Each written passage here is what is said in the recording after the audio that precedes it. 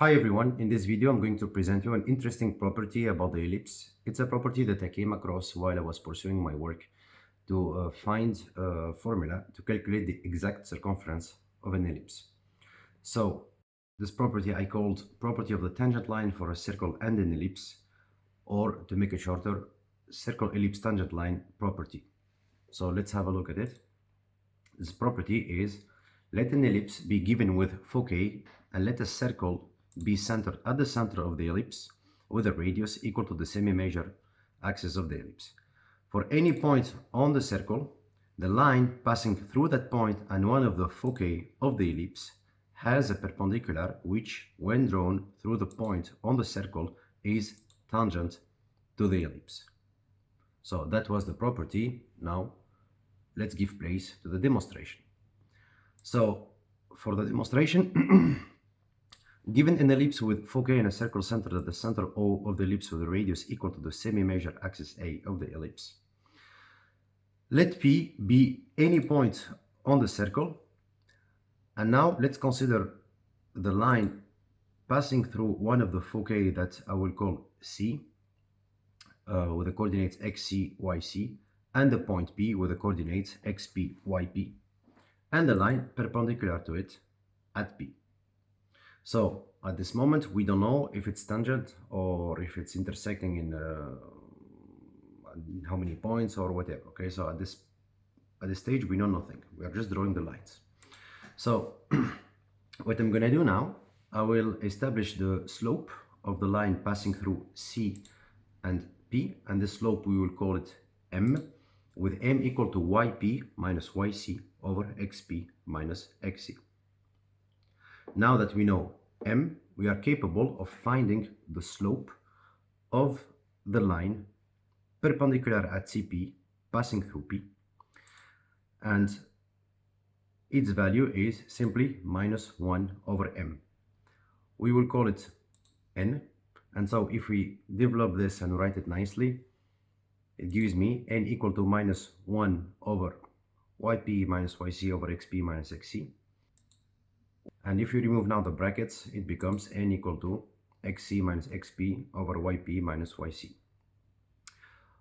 Okay, so now what I'm gonna do, I will take this entire drawing and place it on a Cartesian plane with O at the origin. So O has coordinates 0, 0.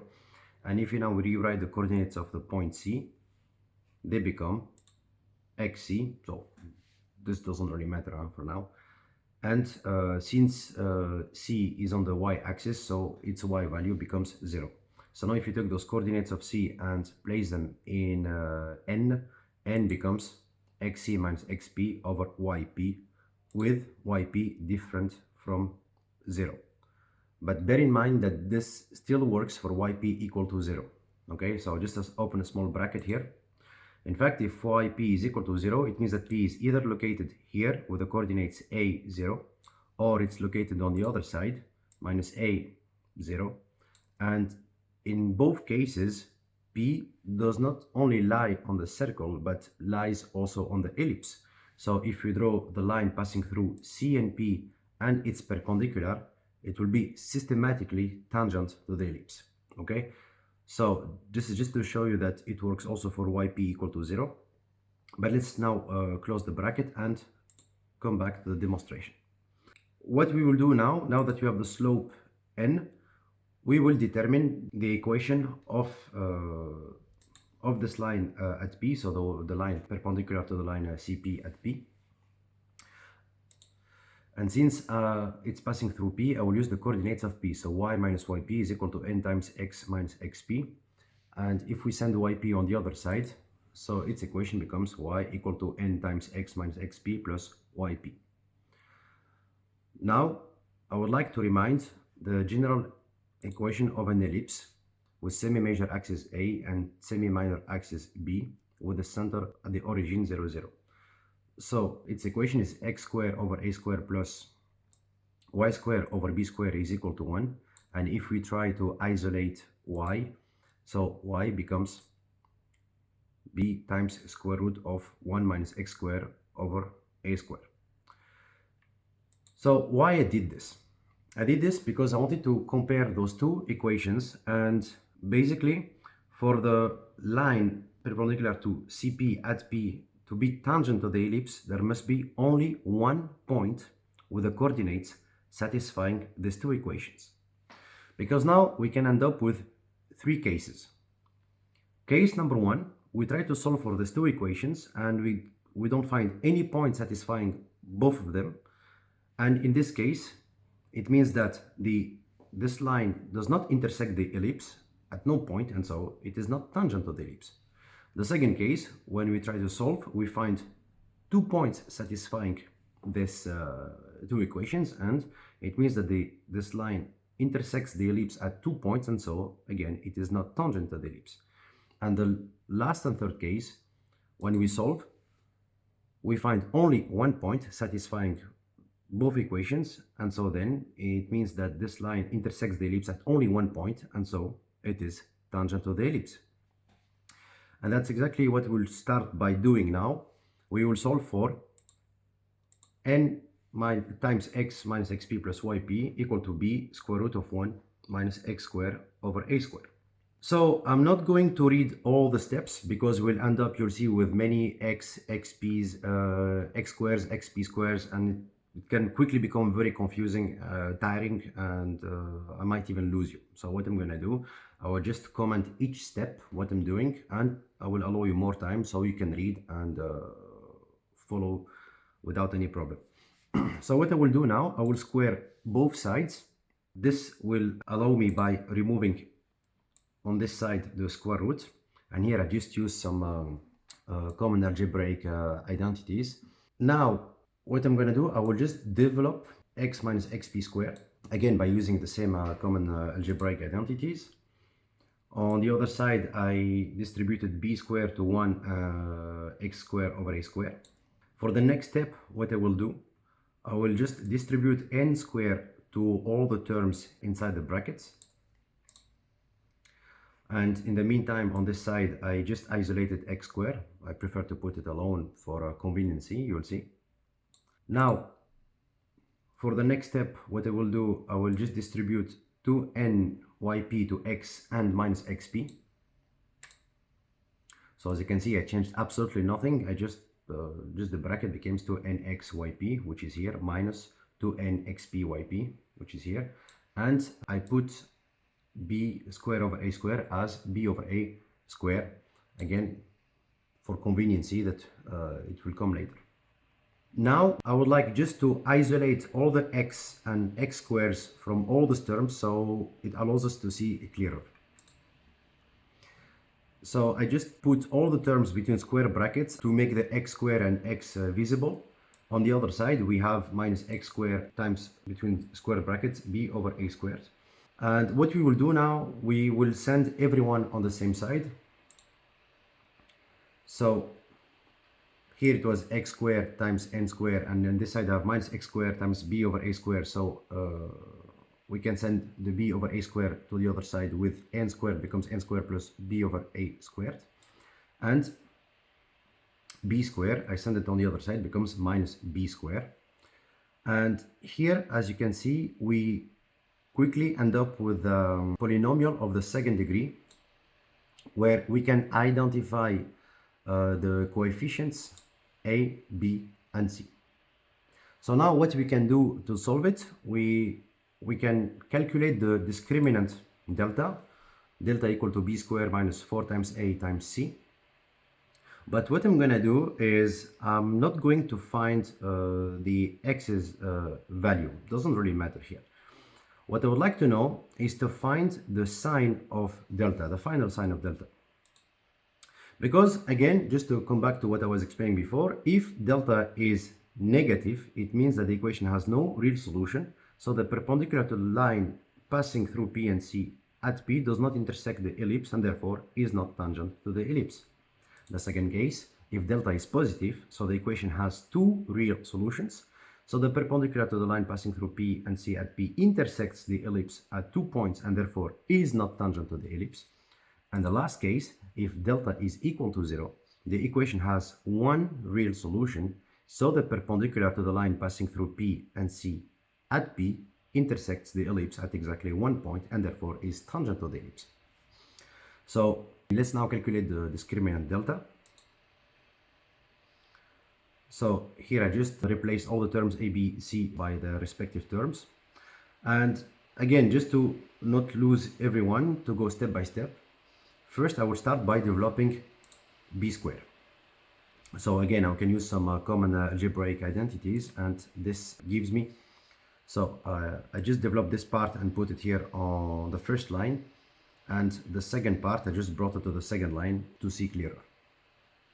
Now what you can see, we can see that all the terms inside have 4 as a common factor, so we can factorize by 4, and it becomes, so here all the 4 are gone, 8 becomes 2, and this 4 here is gone. So to put it on this side. Now we can see that b squared and ac are both factorized by also the same factor, so factor 4. And so if we rewrite this with 4 as a common factor for both, I just put the 4 and the other brackets in blue so we can better see this factorization.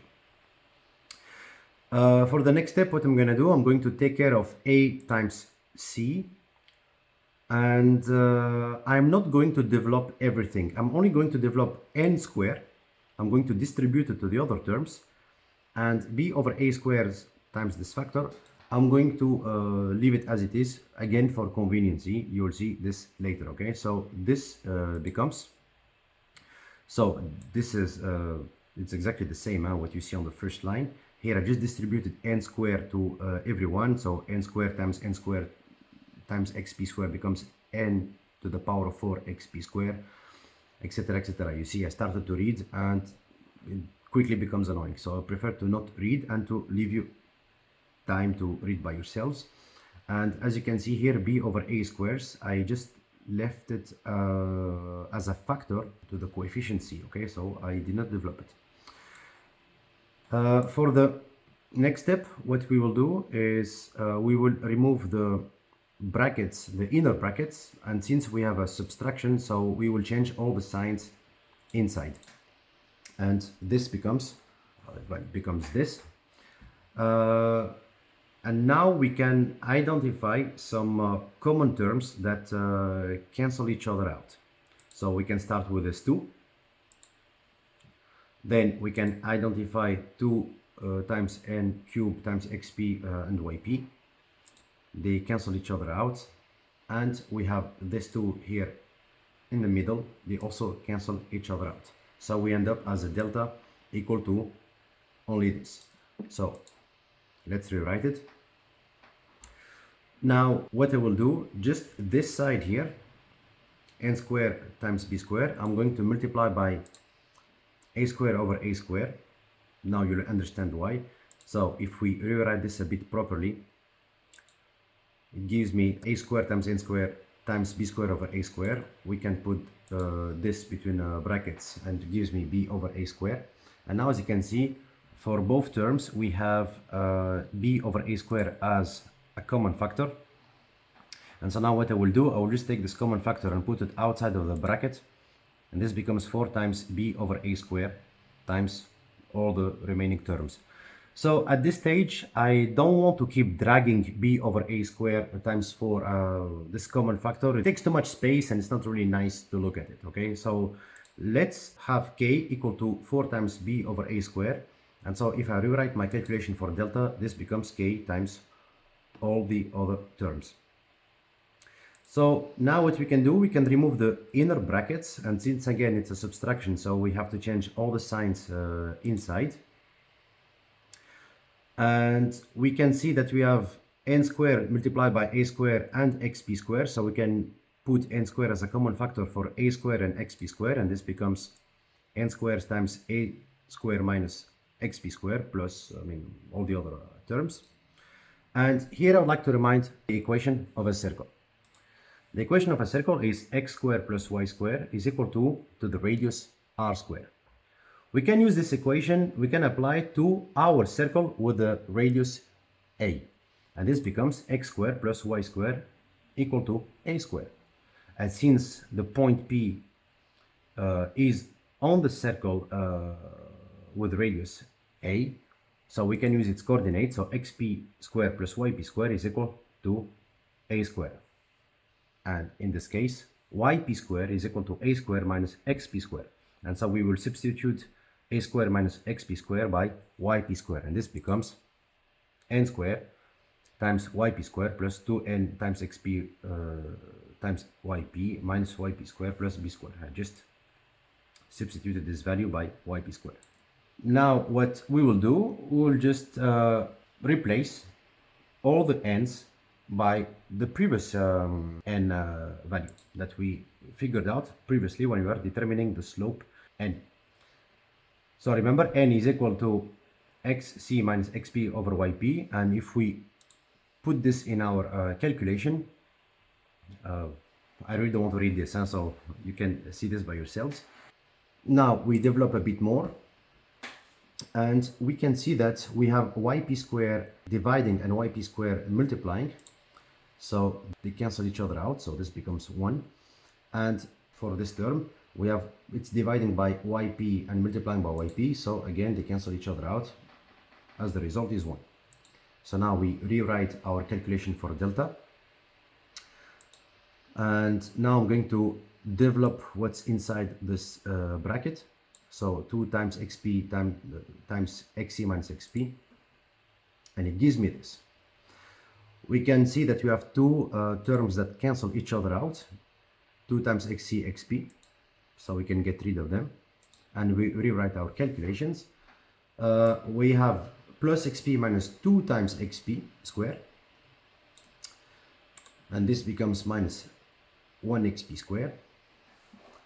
And now again I would like to come back to what we reminded before, okay, that xp squared plus yp squared is equal to a squared, and so minus xp squared minus yp squared is equal to minus a squared. So we can substitute minus xp squared minus yp squared by minus a squared, and we obtain something much shorter than what we had before. So now what we will do, we will remind in an ellipse with semi-major axis A and semi-minor axis B how to calculate the distance between the center O and the focus point C.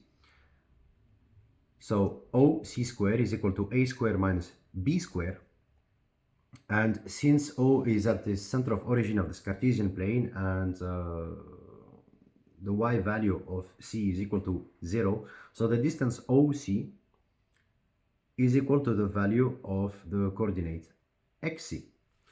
And so this gives us xc squared equal to a squared minus b squared. And if we substitute now xc squared by a squared minus b squared in our calculation for delta, so we obtain a squared minus b squared minus a squared plus b squared. And as you can see here, all the terms inside those brackets, they cancel each other out, which gives us 0, and k times 0 is 0.